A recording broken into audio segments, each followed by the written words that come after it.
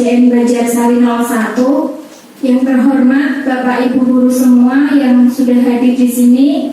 Pertama-tama marilah kita panjatkan puji syukur kehadiran Allah Subhanahu wa taala karena pada siang hari ini kita dalam keadaan sehat walafiat sehingga bisa berkumpul dalam kegiatan diseminasi penyebaran pemahaman dan penerapan budaya positif CGP Angkatan 11. Sholawat serta salam kita haturkan kepada junjungan Nabi besar kita Nabi Muhammad SAW yang kita nantikan syafaatnya di yaumul akhir nanti. Bapak Ibu semuanya, saya ucapkan terima kasih karena sudah berkenan hadir di sini meluangkan waktu untuk mengikuti diseminasi pada kegiatan hari ini. Nah, pemaparan kegiatan kita hari ini yaitu pertama pembukaan, yang kedua ice breaking, yang ketiga pemaparan materi, dan yang keempat membuat keyakinan kelas, dan yang terakhir adalah penutup. Sebelum kita mulai kegiatan pada siang hari ini, marilah kita berdoa sesuai dengan agama dan kepercayaan masing-masing. Berdoa dimulai.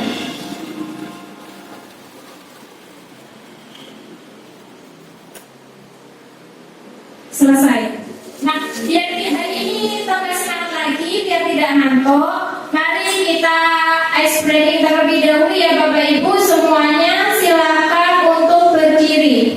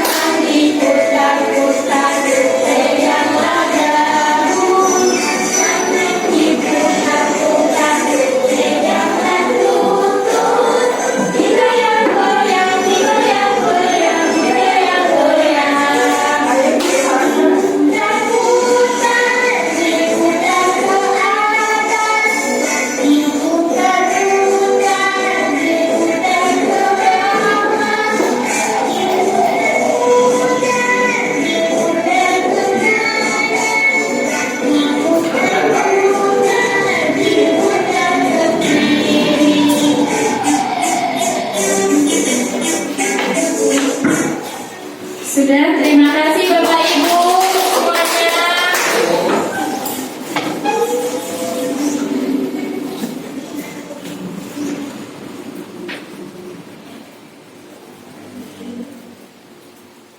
Selanjutnya pemaparan materi, yaitu materi kita hari ini yaitu tentang perubahan paradigma stimulus respon, disiplin positif, motivasi perilaku manusia, 5 kebutuhan dasar manusia, 5 posisi kontrol restitusi, dan yang terakhir adalah keyakinan kelas dan segitiga restitusi. Nah, perubahan paradigma stimulus respon menjadi teori kontrol. Nah, stimulus respon dan teori kontrol. Pada stimulus respon, realita atau kebutuhan kita sama, sedangkan pada teori kontrol, realitas kebutuhan kita semua orang itu berbeda, jadi tidak bisa disamakan. Semua orang melihat hal yang sama. Pada teori kontrol, setiap orang memiliki gambaran berbeda. Kita mencoba mengubah orang agar berpandangan sama dengan kita. Pada teori kontrol, kita berusaha memahami pandangan orang lain tentang dunia. Jadi pemahaman kita antara saya dan Bapak Ibu tentunya berbeda. Perilaku buruk dilihat sebagai suatu kesalahan. Pada teori kontrol, semua perilaku memiliki tujuan. Orang lain mengontrol saya. Pada teori kontrol, hanya Anda yang bisa mengontrol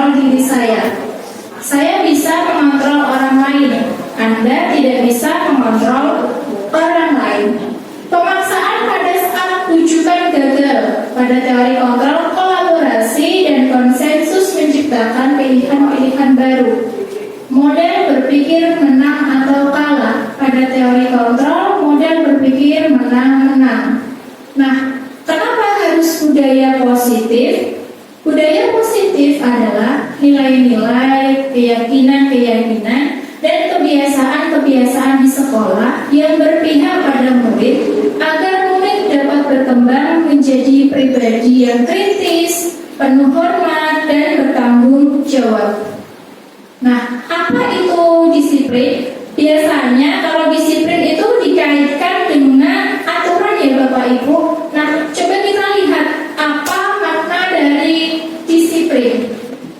Nah, makna disiplin sendiri yaitu belajar kontrol diri dengan menggali potensi diri kita sendiri agar tercapai tujuan mulia, yaitu menjadi seseorang yang diri kita inginkan berdasarkan diri kita yang kita hargai. Nah, disiplin ini ada disiplin positif. Kenapa harus disiplin positif? Disiplin positif adalah disiplin yang mengacu pada disiplin diri dari yang memiliki tanggung jawab terhadap apa yang dilakukan berdasarkan nilai-nilai yang diyakini. Disiplin positif merupakan salah satu penerapan disiplin yang bertujuan untuk menumbuhkan kesadaran serta memberdayakan peserta didik tanpa imbalan atau penghargaan, reward atau hukuman. Selanjutnya adalah nilai-nilai kebajikan universal. Nah, nilai-nilai kebajikan universal ini adalah menyatakan bahwa setiap perilaku atau perbuatan memiliki tujuan. Kalau anak murid kita salah itu ya, kenapa kok murid kita seperti itu? Pasti ada tujuannya mereka melakukan hal tersebut.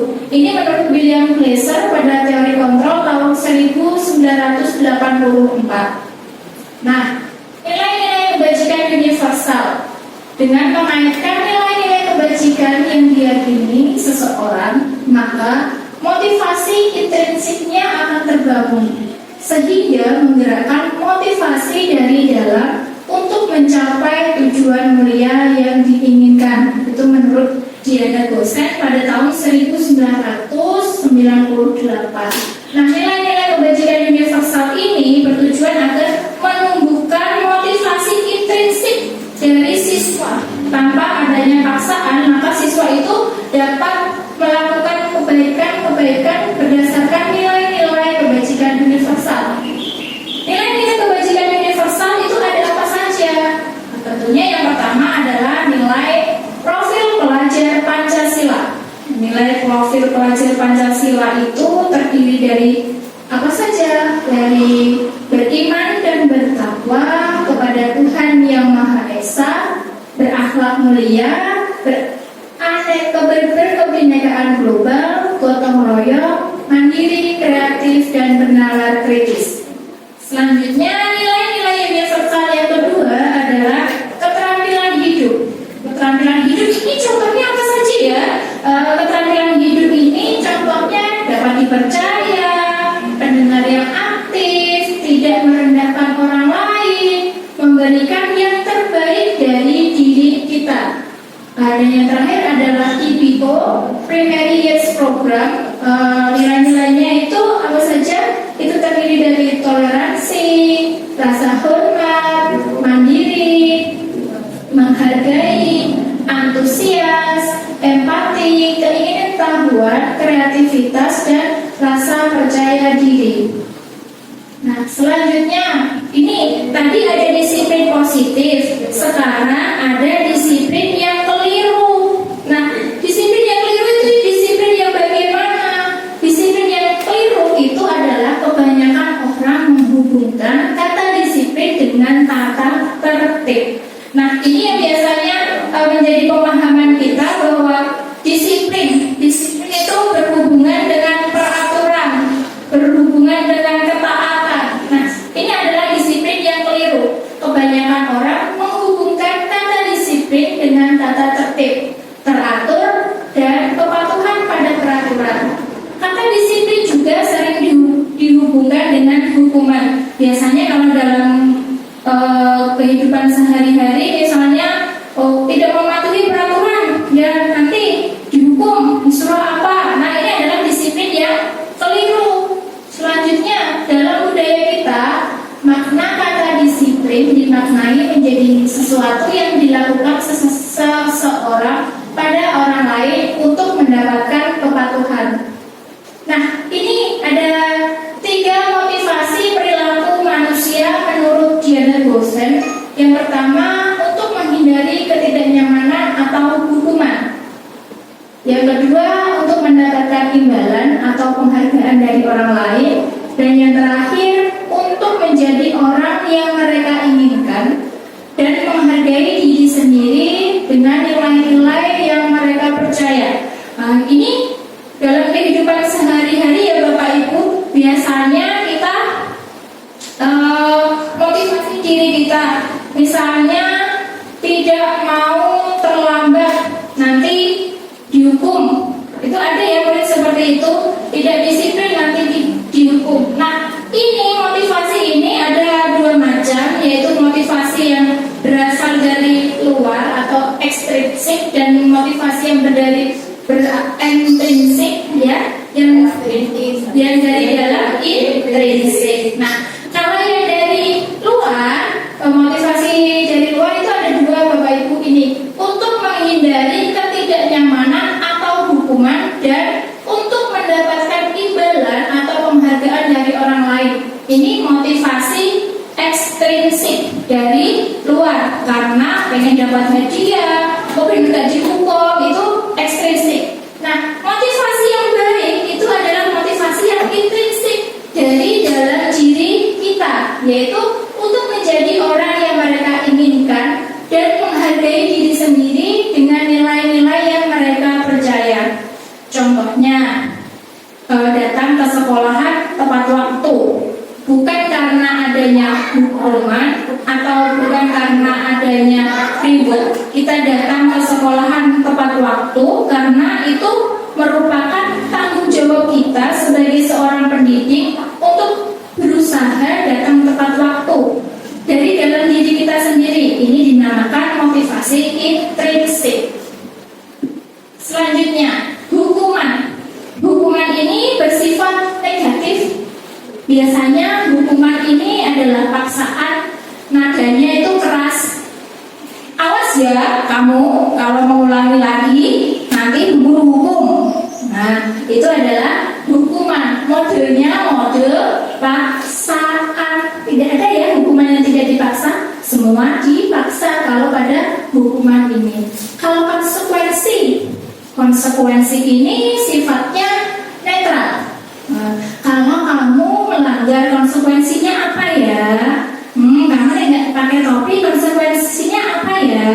Kamu nyoret-nyoret tembok, konsekuensinya apa ya? Ini termasuk konsekuensi yang bersifat netral yang dapat menimbulkan stimulus respon. Yang ketiga adalah restitusi positif. Apakah hal ini yang sesungguhnya ingin kamu lakukan? Ini adalah teori kontrol. Kenapa kamu terlambat? Apakah kamu menginginkan hari ini terlambat? Seperti itu. Itu pada restitusi ini itu menyadarkan diri kita sendiri. Ya, Bapak Ibu. Selanjutnya, hukuman. Nah, hukuman sebentar. Ini kalau hukuman itu bersifat tiba-tiba. Paksaan, modelnya model paksaan yang biasanya itu murid akan teringat sampai dewasa. Aku biar jumpa Pak Guru dikon apa, dikon nulis, dikon maca surat pendek 10 kali. Itu adalah model hukuman. Nah, ini hukuman itu bersifat tidak terencana atau tiba-tiba. Anak atau murid tidak tahu apa yang akan terjadi dan tidak dilibatkan. Hukuman bersifat satu arah dari pihak guru yang memberikan. Biasanya kan kalau kita pernah ya, semua itu pernah melakukan hukuman, itu biasanya langsung spontan. Itu satu arah dari guru, muridnya tidak tahu. Melalui sesuatu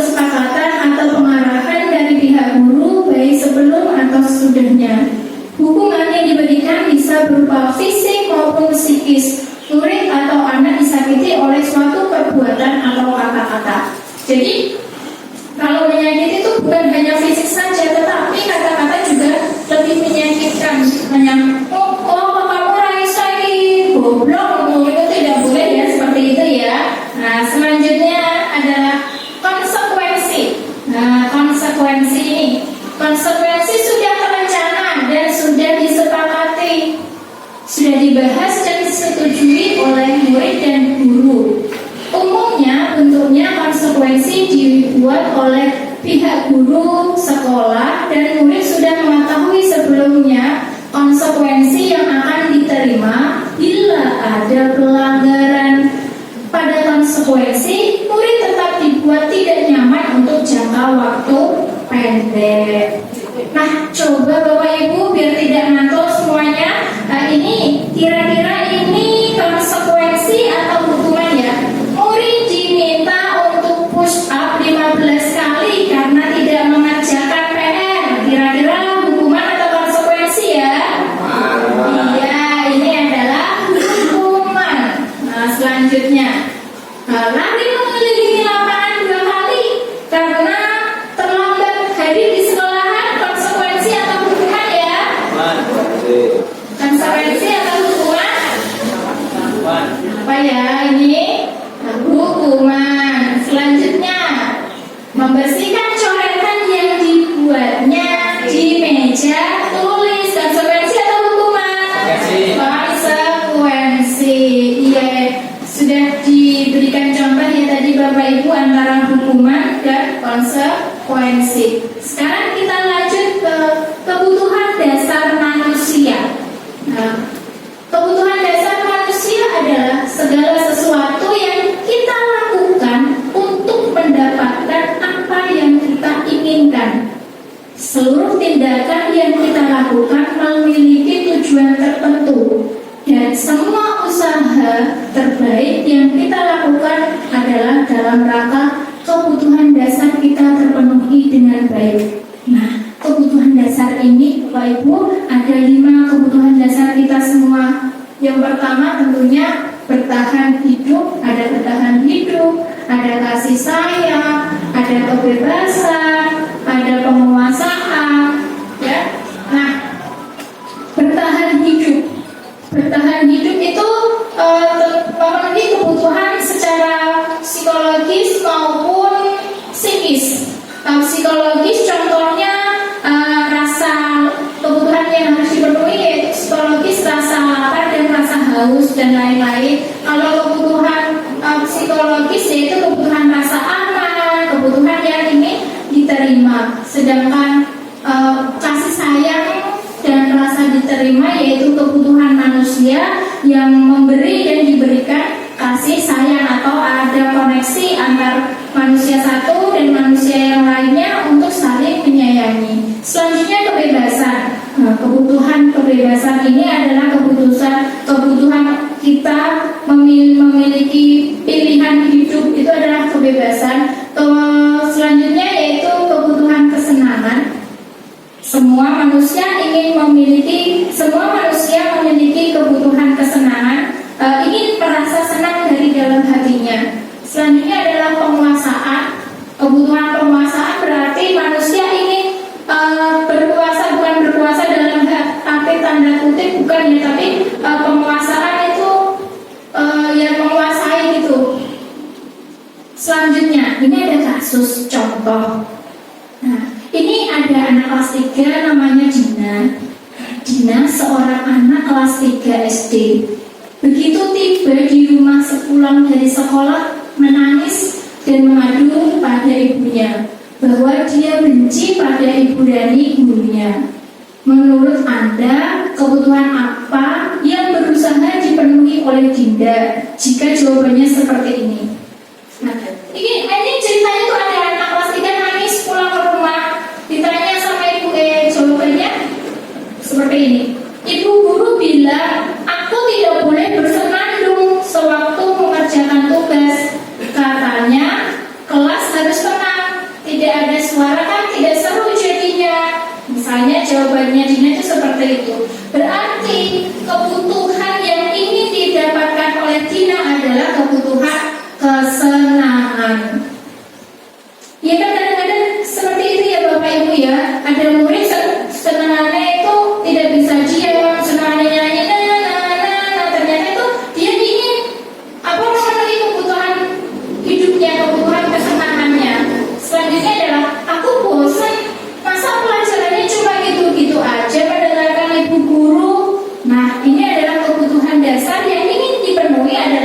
kebutuhan kebebasan. Selanjutnya, kalau jawabannya tidak seperti ini, ibu guru tidak menyapaku hari ini, padahal aku pakai jepit rambut yang baru. Jenenge anak ya Bapak Ibu ya, ada tidak diperhatikan oleh gurunya gitu, apalagi anak-anak kelas rendah itu merasakan kecewa karena apa? Dia ingin kebutuhan cinta dan kasih sayangnya itu terpenuhi. Selanjutnya, aku sebel gambarku tidak rapi, malah ibu guru menunjukkan teman-temanku di depan kelas. Nah, itu adalah kebutuhan yang ingin dipenuhi oleh Gina, adalah kebutuhan penguasaan. Selanjutnya, ini adalah 5 posisi kontrol. Yang pertama ada hukuman, ada membuat orang merasa bersalah, ada teman, ada monitor atau pemantau, dan manajer. Nah, 5 posisi kontrol ini adalah kita Bapak Ibu guru kalau di sekolah sebagai pendidik. Apakah kita secara fisik maupun verbal itu tidak pas, karena apa? Itu dapat menyakiti hati peserta didik dan dapat memberikan ingatan yang kurang baik terhadap diri kita. Selain itu, kita sebagai pendidik, jika kita posisi kontrolnya itu adalah penghukum, kita di dalam hati kita, di dalam hati kecil kita itu mesti ada rasa bersalah. Kemudian aku tahu tuh piye yo, kok aku belum berhukum, aku langsung bermarah-marah seperti itu. Nah, membuat orang merasa bersalah. Kalau membuat orang merasa bersalah, yaitu menggunakan keheningan yang membuat orang lain merasa tidak nyaman, bersalah atau rendah diri.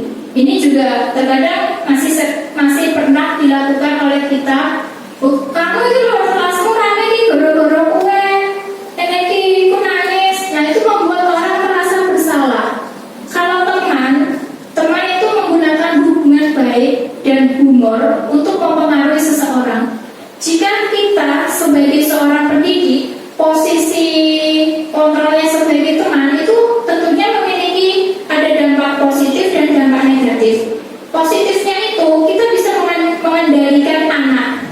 Anak itu akan merasa nyaman dengan kita, terus berani mencurahkan apa yang dia rasakan. Tapi negatifnya itu kadang-kadang sampai tidak tahu sopan santun, mana temannya, mana gurunya, seperti itu. Yang keempat adalah monitor atau pemantau, yaitu mengawasi perilaku berdasarkan peraturan dan konsekuensi. Nah, yang terakhir adalah manajer. Posisi kontrol yang terakhir adalah manajer, yaitu berbuat sesuatu bersama murid, mempersilahkan murid mempertanggungjawabkan perilakunya, mendukung murid agar dapat menemukan solusi. Ini adalah kalau kita sebagai seorang pendidik, posisi yang terakhirlah yang harusnya kita lakukan, yaitu sebagai manajer. Biarkan anak itu melakukan sesuatu, tapi anak itu berani mempertanggungjawabkan. Kenapa posisi kontrol? Ada sebuah kasus siswa tidak memakai atribut lengkap saat upacara. Kalau kita teori kontrolnya itu penghukum mesti lari lapangan 2 kali, tidak lengkap atributnya saat upacara. Seperti itu, ya Bapak Ibu ya, biasanya kalau penghukum dan membuat merasa bersalah. Sudah berapa kali diberitahu kenapa selalu membuat ibu kecewa, kenapa kamu kok menggawe ibu guru kecewa. Makanya kemarin mau lengkap atribut upacaranya. Nah, kalau posisi kontrol kita sebagai teman, itu biasanya kalimatnya seperti ini. Ayo dong ikuti aturan sekolah ya. Ya sudah, tidak apa-apa. Lain kali tolong jangan diulangi. Ini adalah posisi kontrol kita sebagai seorang teman.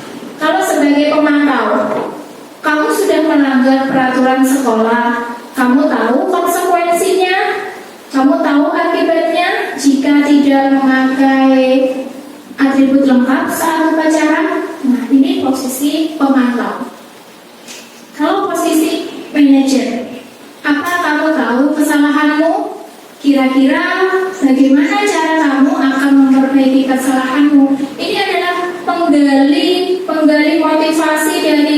siswa itu sendiri diajak untuk berpikir, diarahkan untuk mengetahui kesalahannya. Kira-kira cara apa yang akan kamu lakukan untuk memperbaikinya? Nah, selanjutnya adalah keyakinan kelas. Mengapa keyakinan kelas, tidak peraturan kelas? Nah, kenapa ya? Kira-kira kenapa keyakinan kelas, tidak peraturan kelas? Karena kalau keyakinan kelas adalah sesuatu yang kita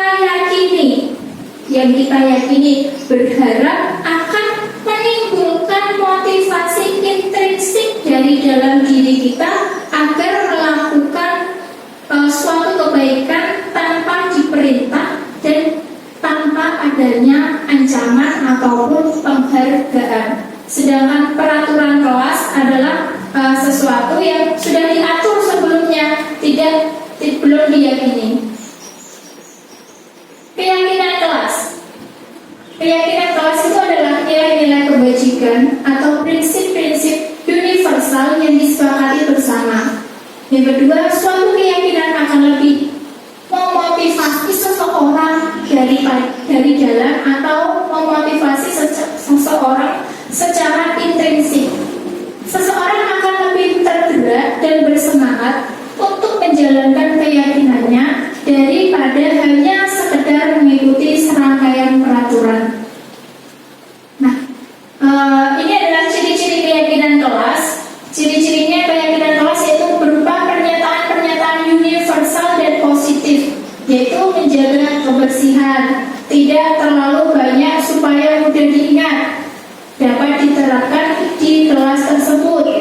Semua anggota kelas berkontribusi dalam membuat keyakinan kelas. Nah, keyakinan kelas itu yang perlu diingat saja Bapak Ibu. Contohnya, semangat belajar, terus membudayakan membaca, meningkatkan disiplin, atau hanya disiplin saja juga boleh. Selanjutnya adalah prosedur pembentukan keyakinan kelas.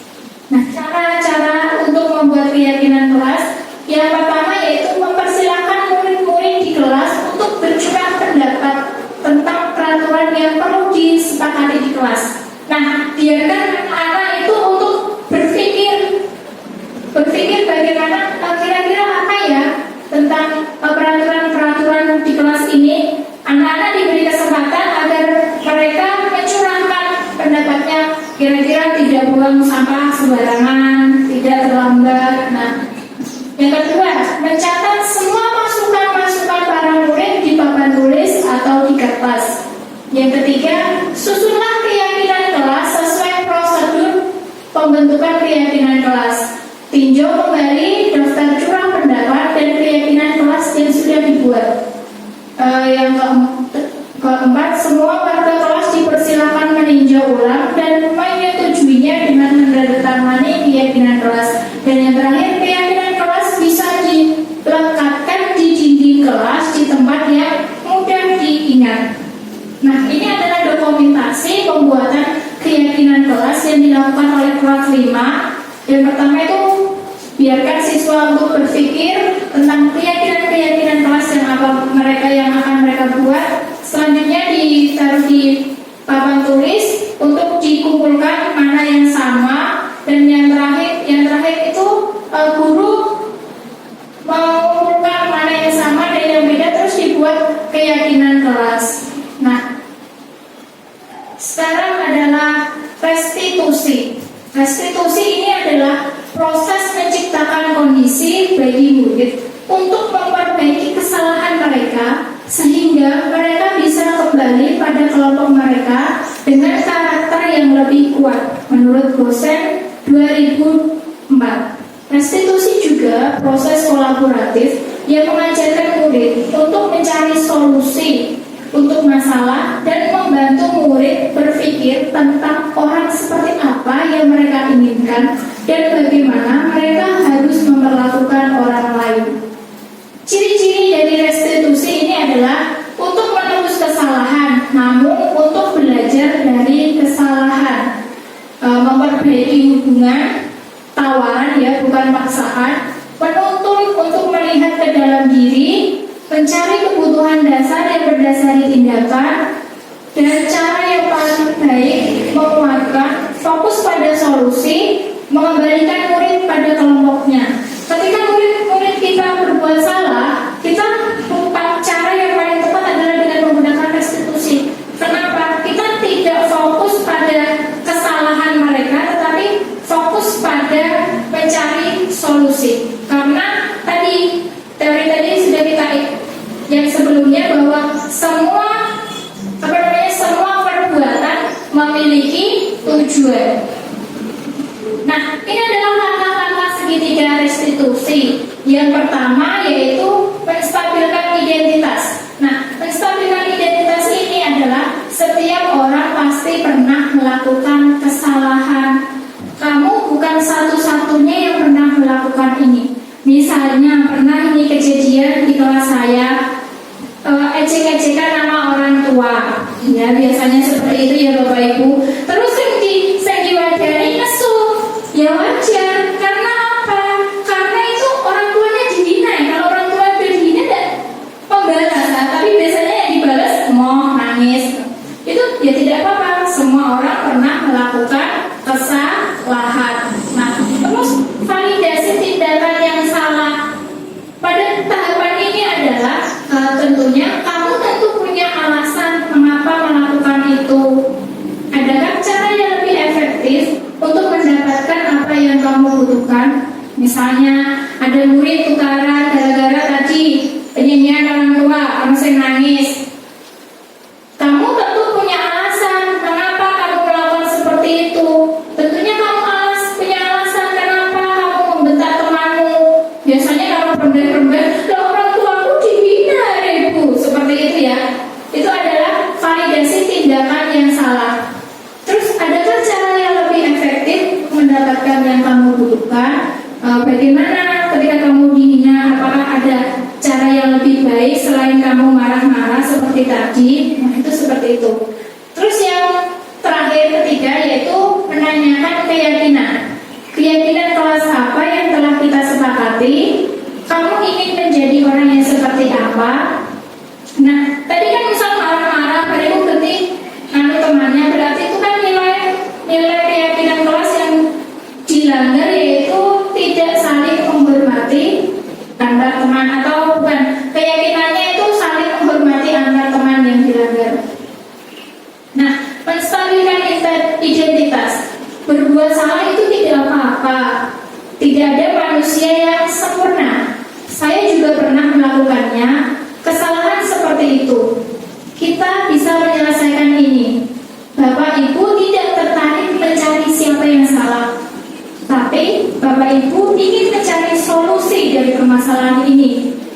Nah, selanjutnya adalah validasi tindakan yang salah. Kamu pasti punya alasan mengapa melakukan hal itu. Yang terakhir adalah menanyakan keyakinan. Apa nilai-nilai umum yang kita telah sepakati? Apa bayangan kita tentang kelas yang ideal? Kamu mau jadi orang yang seperti apa?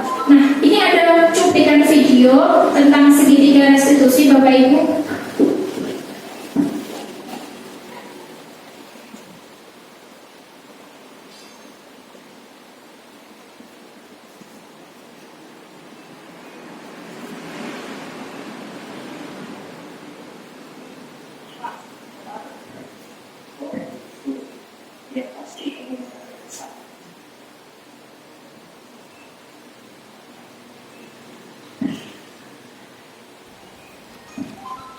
Siang Sarah.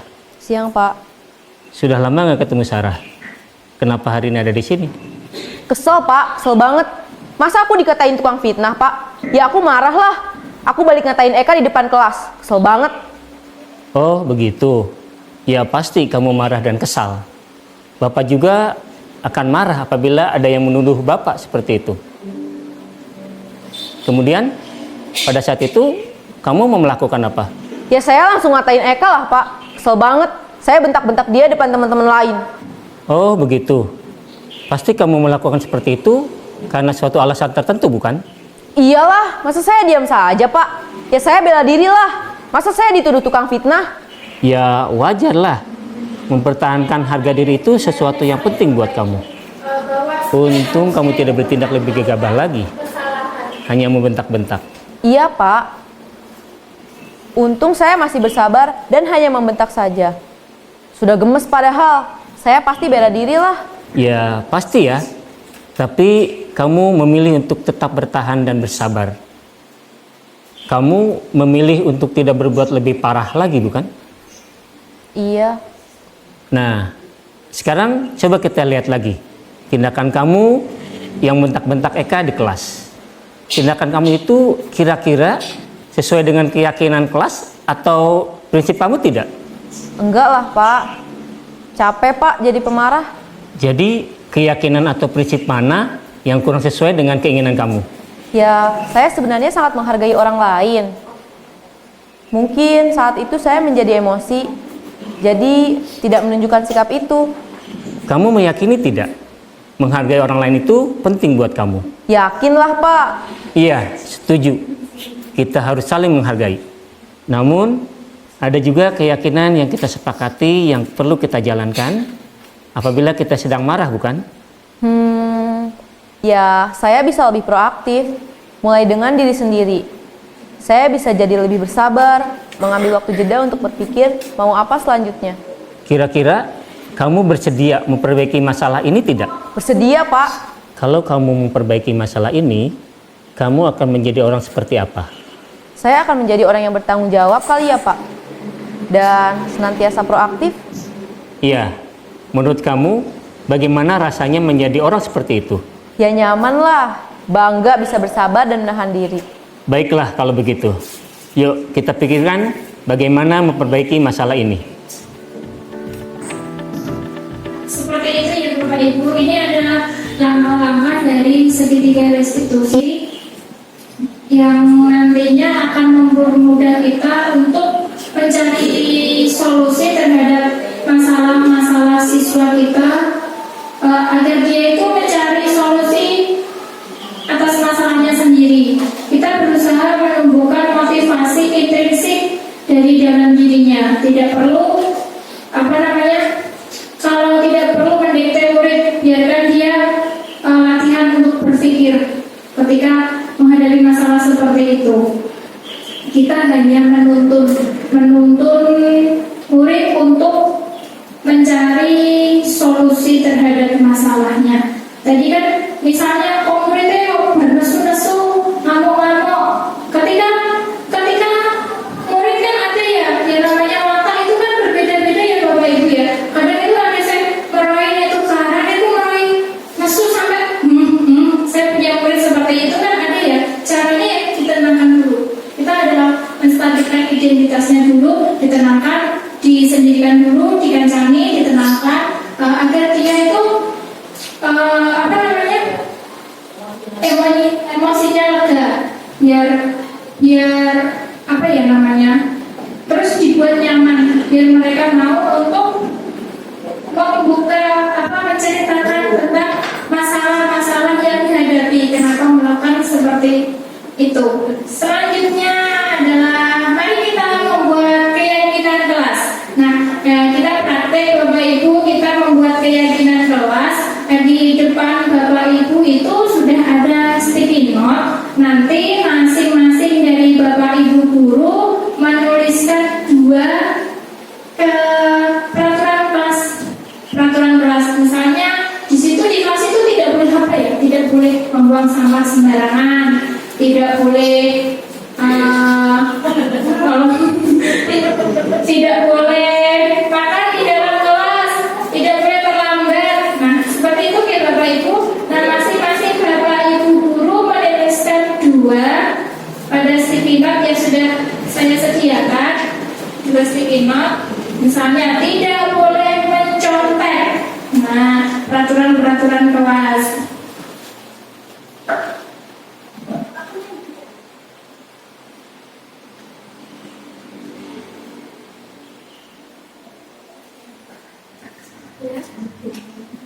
Ya, sebentar. Peraturan-peraturan kelas biasanya di kelas itu apa ya peraturan-peraturannya? Tidak boleh mencontek, tidak boleh terlambat atau Ini nanti peraturan-peraturan kelas itu akan kita buat menjadi sebuah keyakinan kelas. Ini ya ditampilkan di sini. Ya.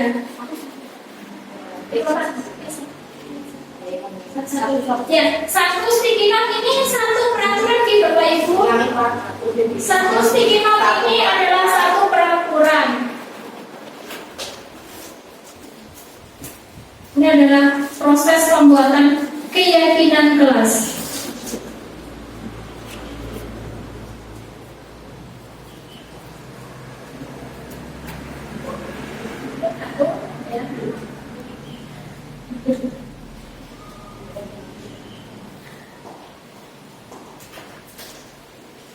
Tidak boleh membawa makanan di dalam kelas, harus silakan.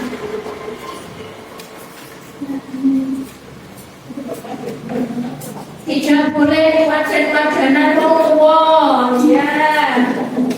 Melaksanakan piket sesuai jadwal. Tidak boleh membuli.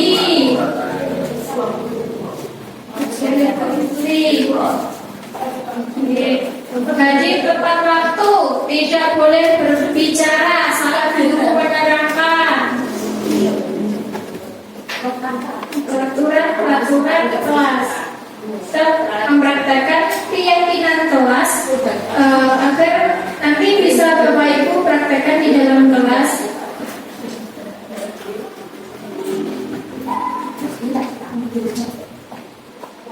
Berbuat sabar. Jauhkan perundungan, tidak boleh membuli. Sudah Bapak Ibu?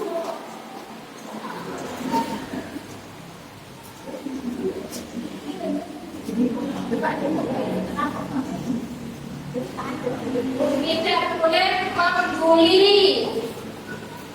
Tidak boleh membuli. Jangan suka marah-marah.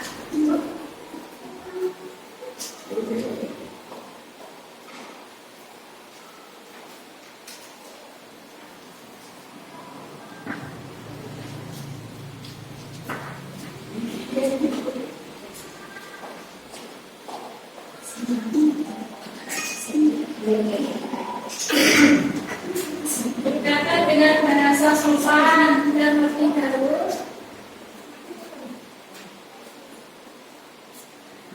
Sudah semua Bapak Ibu? Sudah ke? Nah, sekarang kita kumpulkan mana yang sama. Ini ada seragam harus lengkap.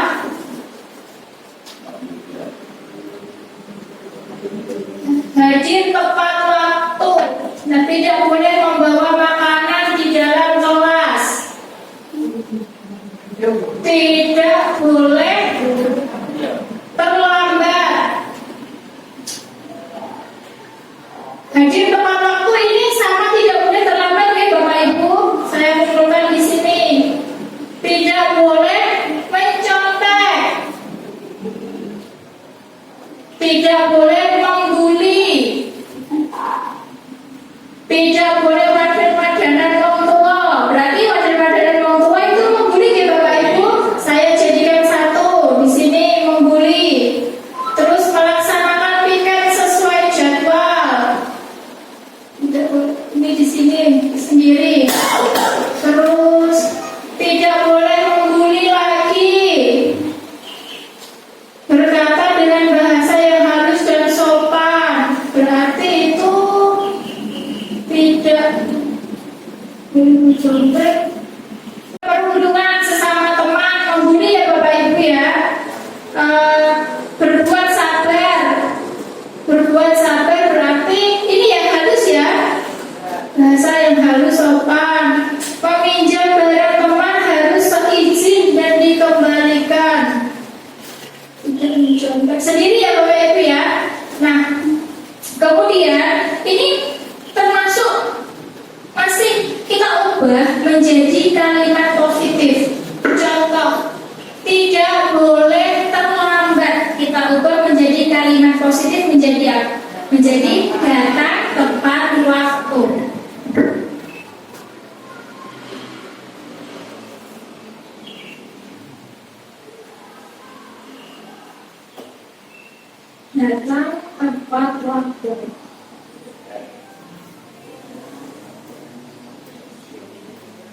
Melaksanakan tiket sesuai jadwal. Berarti melaksanakan tiket. Melaksanakan tiket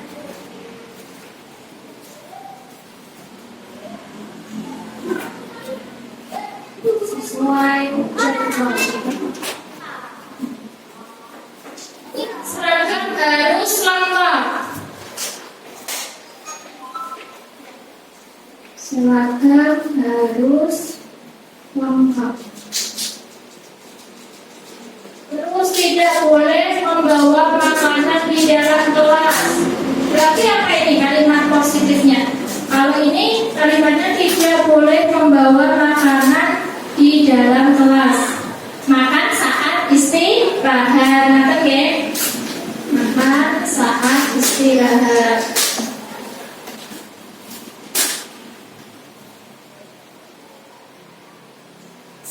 Tidak boleh mencontek.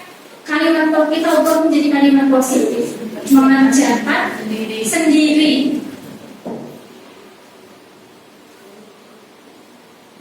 Mengerjakan sendiri. Tidak boleh membuli. Sayang teman. Sayang teman. Sayang teman.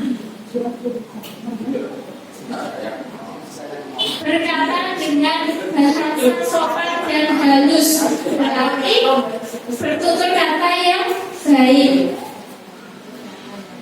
Tutur kata yang baik.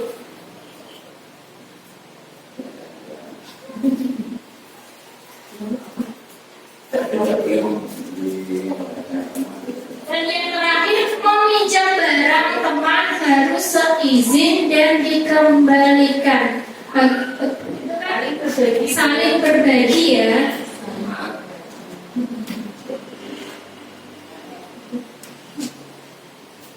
Ini tadi adalah peraturan kelas. Peraturan kelas ini kita ubah menjadi keyakinan kelas. Karena keyakinan kelas itu berasal dari peraturan-peraturan kelas. Misalnya, ini keyakinan kelas.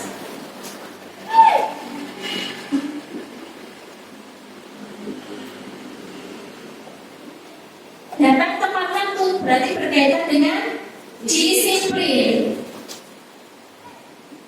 Disiplin. Melaksanakan tiket sesuai jadwal. Tertib.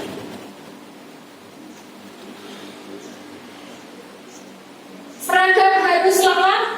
Tertib. Sudah. Makan saat istirahat. Disiplin. Terus mengerjakan sendiri. Mandiri, bisa? Mandiri ya? Mandiri.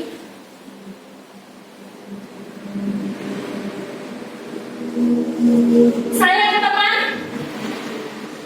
Sayang teman. Kekeluargaan.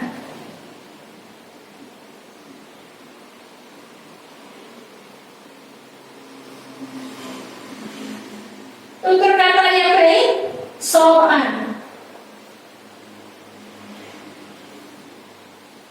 Saling berbagi, bisa masuk ke kekeluargaan ya. Nah, inilah adalah prosedur cara pembuatan keyakinan kelas Bapak Ibu semua.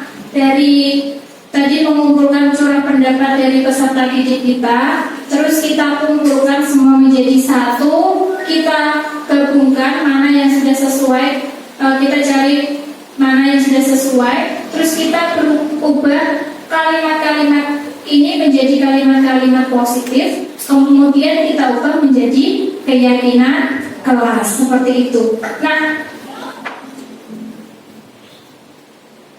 kita sudah selesai Bapak Ibu, kita sudah membuat keyakinan kelas. Selanjutnya adalah refleksi. Refleksi hari ini yaitu menurut Ki Hajar Dewantara, bibit akan berkembang dengan baik jika tanahnya baik. Sekolah yang memiliki budaya positif akan membuat siswa memiliki disiplin diri sehingga tercipta siswa yang merdeka. Nah, kita sebagai seorang pendidik berupaya untuk menciptakan disiplin positif di lingkungan sekolah kita agar terwujudnya peserta didik yang merdeka.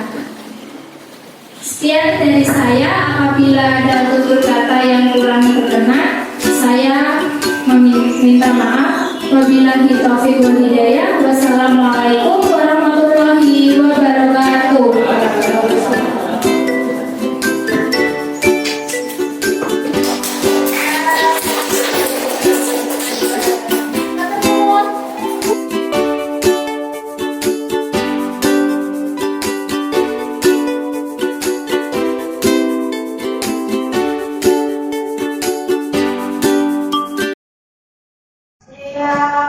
berdiri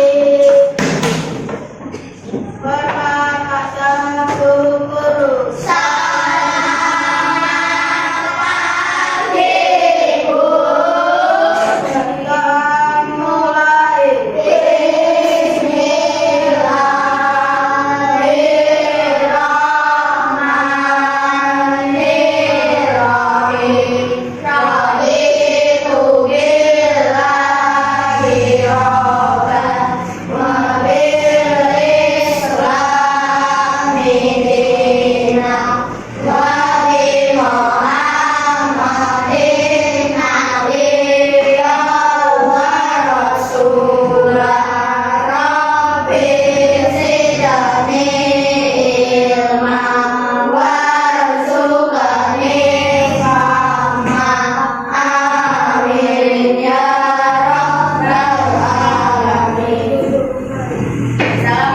dengan mulai Assalamualaikum warahmatullahi wabarakatuh. Bagaimana kabarnya hari ini?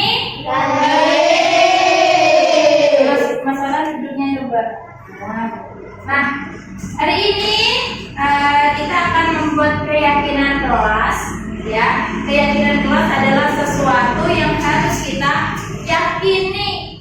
Seperti kalian menganggap keyakinan kelas, aturan kelas kita itu seperti apa? Nanti kalian tuliskan di sini ya, masing-masing anak satu saja menuliskan keyakinan kelas. Misalnya tidak boleh terlambat, datang tepat waktu, begitu, ya? Peraturan kamu tuh menginginkan kelas seperti apa? Gitu ya? Paham apa tidak? Paham. Silahkan tuliskan ya.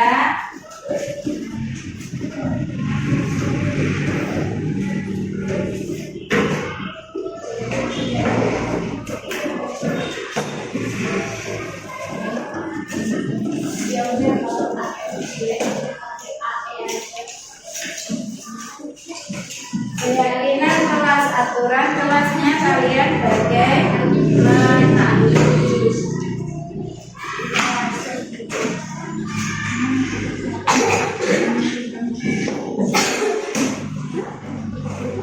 Tuliskan satu saja keyakinan kelas kalian. Aturan kelas, kamu menginginkan kelas yang seperti apa? Misalnya tidak boleh datang terlambat, tidak boleh berkata kasar. Terus apa? Satu saja.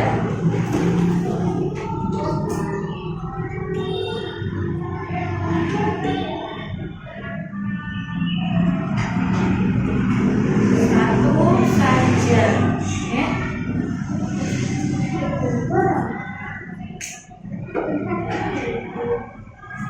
Sudah? Silakan ditambah ke papan tulis yang sudah namanya dan tempelkan di papan tulis.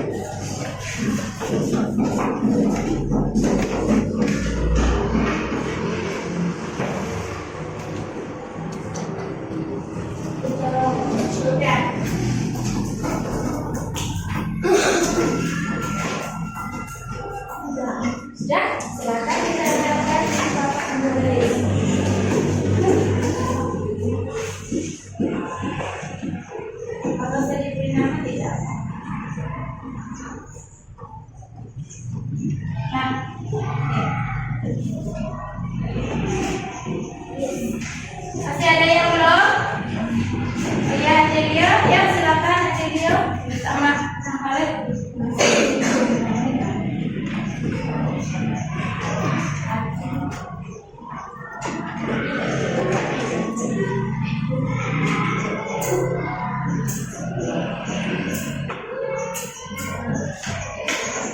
Siapa yang belum? Oh, Fatan ya, Fatan sama Adelio. Silakan. Adelio.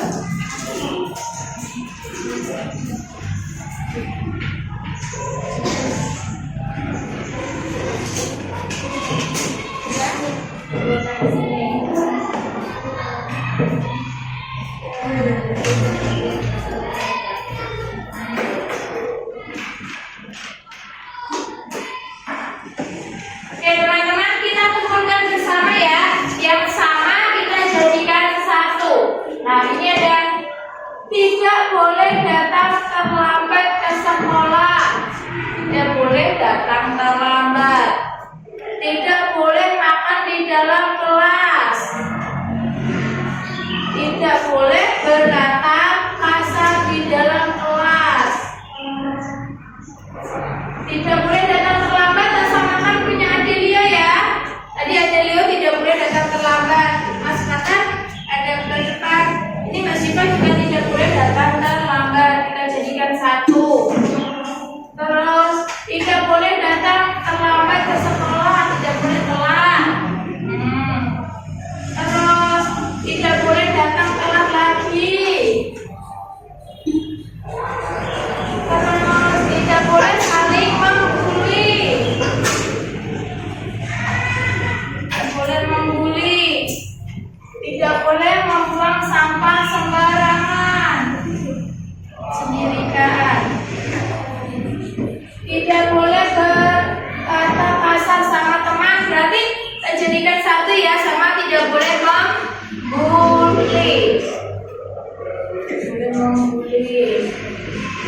Tidak boleh membuang sampah di laci. Kan tadi ada membuang sampah ya. Kita jadikan satu. Tidak boleh membuang sampah sembarangan. Tidak boleh membuli teman. Tadi ada yang membuli teman. Ini aturan-aturan kelas yang sudah kalian sepakati. Selanjutnya, guru akan menuliskan. Tadi yang pertama apa? Peraturannya. Tidak boleh datang terlambat. Peraturan. Tidak boleh datang terlambat. Kita ubah menjadi kalimat positif. Tidak boleh datang terlambat itu berarti datang tepat waktu. Datang tepat waktu.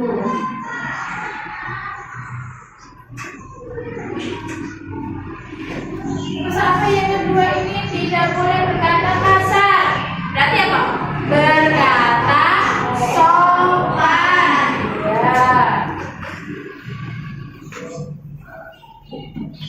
Ya. Tidak boleh makan di dalam kelas. Berarti apa? Makan saat jam istirahat. Makan saat jam istirahat.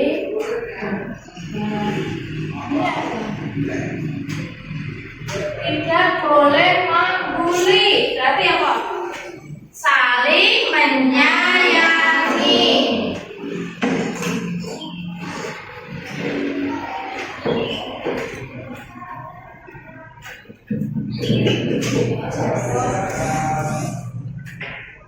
Ini sudah saling menyayangi. Terus ini tidak boleh membuang sampah sembarangan. Membuang sampah di tempat sampah.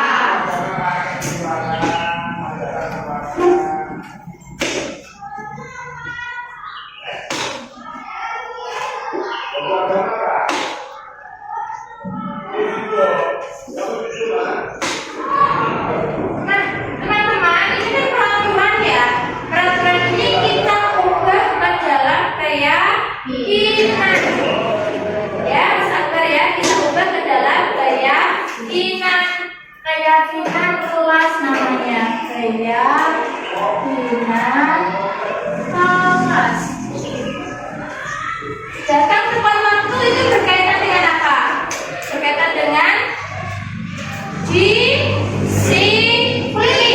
Oh, kalian harus disiplin. Berkata sopan berarti sopan santun.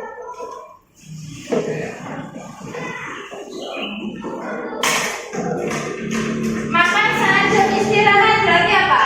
Disiplin. Gak boleh makan saat pelajaran. Mau lagi ngintip-ngintip, bukan, tidak boleh. Saling menyayangi, ini berarti apa? Kekeluargaan.